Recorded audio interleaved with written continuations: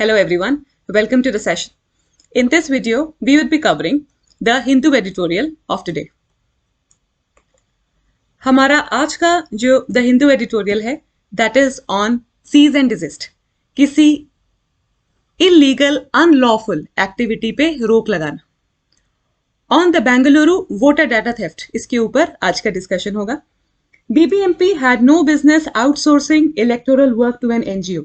BBMP का नहीं बनता था कि वो अपने इलेक्शन का काम किसी एनजीओ को असाइन कर दे. First paragraph. The Bruhat Bengaluru Mahanagar Palika's decision to cancel permission provided to an NGO, Chillum Educational, Cultural and Rural Development Trust to conduct a house-to-house survey to enhance voter awareness was a belated but necessary one. तो BBMP का ये decision है कि वो permission cancel कर देगी जो इस एनजीओ को दी गई थी कि वो घर घर जाके सर्वे करे और वोटर्स में अवेयरनेस बढ़ाए. ये डिसीजन थोड़ा लेट आया है लेकिन ये जरूरी स्टेप था. बीबीएमपी जो कि बेंगलुरु की सिविक बॉडी है या स्टेट ऑर्गेनाइजेशन है, उसने ये दावा किया है दैट एनजीओ हैड वायलेटेड और ब्रीच द कंडीशन कि इसने कुछ टर्म्स और कंडीशंस का उल्लंघन किया है. इन कंडीशंस के तहत उनको परमिशन नहीं थी कि वो कलेक्ट करे वोटर से उनका आइडेंटिफिकेशन डिटेल्स, पर्सनल डिटेल्स वो कलेक्ट नहीं कर सकती थी.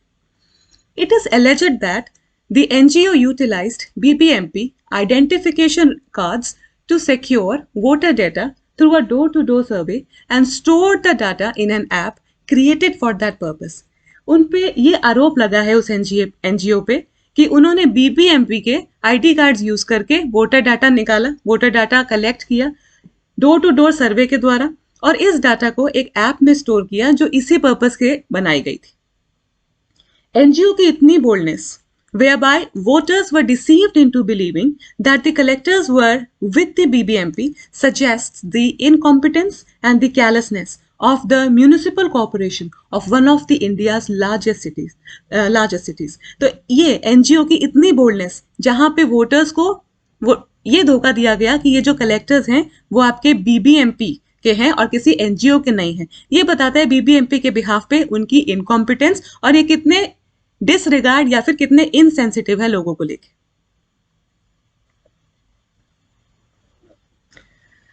The data collected such as Aadhaar, phone number and voter ID could be easily harvested. तो ये जो डाटा कलेक्ट किया गया जिसमें लोगों के आधार कार्ड का नंबर, फोन नंबर या वोटर आईडी था, उससे हम वैल्यूएबल पर्सनल इंफॉर्मेशन निकाल सकते हैं for use by parties besides constructing the metadata and profiles of potential voters. तो इन सारे डिटेल से हम वैल्यूएबल इंफॉर्मेशन या पर्सनल डिटेल्स मिल जाती हैं पोटेंशियल वोटर्स की.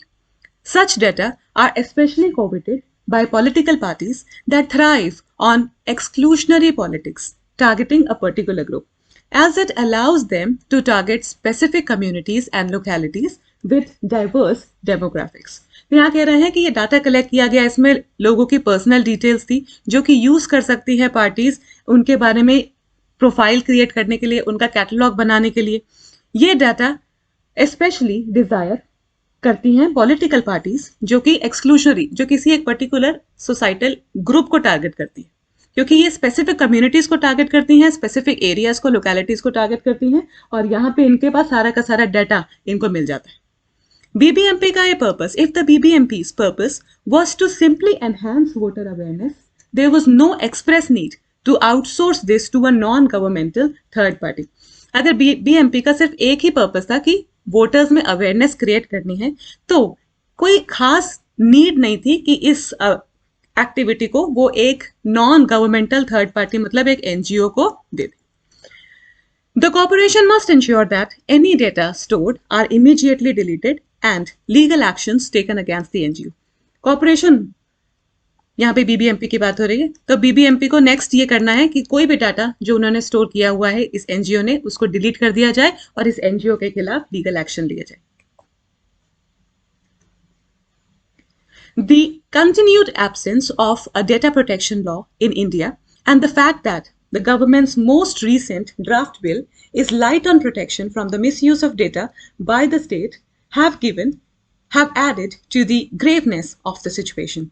ये हमारे इंडिया में डाटा प्रोटेक्शन लॉ नहीं है, और ये फैक्ट कि गवर्नमेंट का जो रिसेंट बिल आया है वो डाटा को लेके उतना प्रोटेक्शन नहीं दे पा रहा for the miss use of data by the state, इसने इस सिचुएशन को और भी गंभीर बना दिया।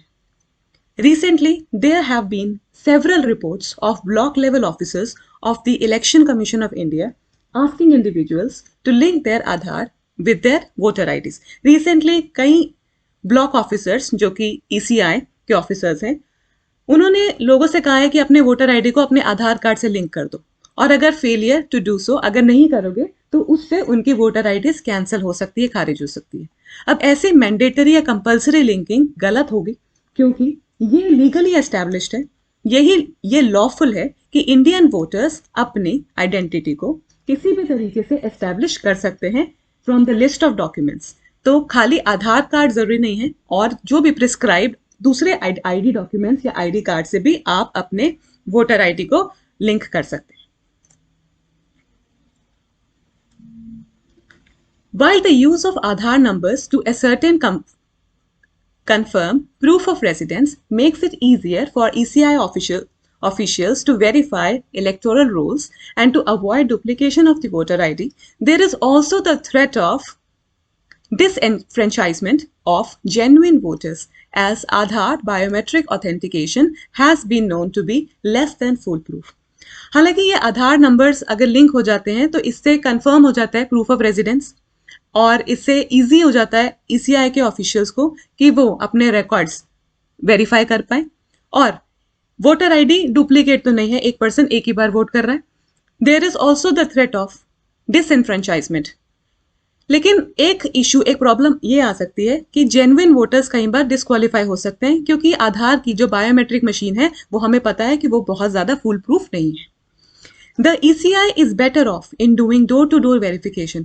बेटर रहेगा ECI के लिए कि वो घर घर जाके वेरीफाई करे, and in reminding voters to check and update their voter ID, और वोटर्स को ये रिमाइंड कराते रहें कि वो अपनी वोटर आईडी को चेक करके अपडेट करते रहे by accessing the websites of its respective electoral officers. अब वेबसाइट पे जाके अपने वोटर आईडी को वो अपडेट करते रहे। Instead, the search for easy technological fixes or outsourcing is sure to result in a failure to prevent the misuse of personal information. लेकिन अगर हम easy shortcut टेक्नोलॉजिकल फिक्सेस ढूंढते रहेंगे, या फिर दूसरी पार्टीज को या दूसरी ऑर्गेनाइजेशंस को, एनजीओ को आउटसोर्स करते रहेंगे जब तक हम अपना काम, तब तक हमारा ये पर्सनल इंफॉर्मेशन का मिस यूज है वो प्रिवेंट नहीं हो पाएगा।